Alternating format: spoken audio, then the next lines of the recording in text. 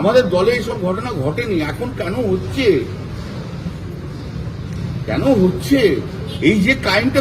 আপনি আমাকে বলুন তো, 4টে পর্যন্ত কলেজ হয়, সেই কলেজ কেন খোলা থাকবে সন্ধ্যে পর্যন্ত? 6টা, 6:30, 7টা ট্রেড ইউনিয়ন অফিসের জন্য কি এমন কাজ আছে যেখানে মহিলারা থাকবে? মহিলা বিহীন করো না তোমরা, ট্রেড ইউনিয়ন চালাও, তাদের বলো তোমরা বাড়ি যাও, তাদেরও তো একটা সিকিউরিটির ব্যাপার আছে না? কি এমন কাজ আছে? যদি কাজ থাকে পাশাপাশি তো কোনো পার্টি অফিস থাকে, সেখানে তো আরো সিনিয়র লোকেরা থাকে, সেখানে যে বসে কাজ করো। এটা তো আমাদের দলের জন্য ভালো নয়। যে যাই আমাকে কন্ডেম করুক, আমাকে যা করুক, কিন্তু আমাকে এই কথাগুলো আমি বলছি, আপনারা জিজ্ঞেস করছেন, আমি বলছি, আমি অন্তর থেকে বলছি।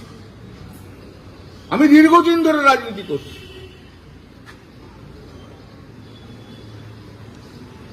দীর্ঘদিন ধরে রাজনীতি করছি। আমি দেখিনি কোনোদিন কোনো মহিলাকে এভাবে অসম্মানিত হতে আমাদের দলে, এইভাবে অত্যাচার হতে। তার বিরুদ্ধে প্রতিবাদ করব, বলবো।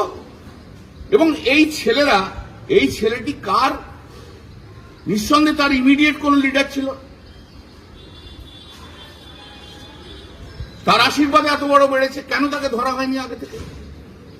জিরো টলারেন্সের কথা যেটা বলছেন, সেই জিরো টলারেন্স সবাই বুঝছে, কিন্তু জিরো টলারেন্সটা কি ঘটনা ঘটার পরে না ঘটনা ঘটার আগে?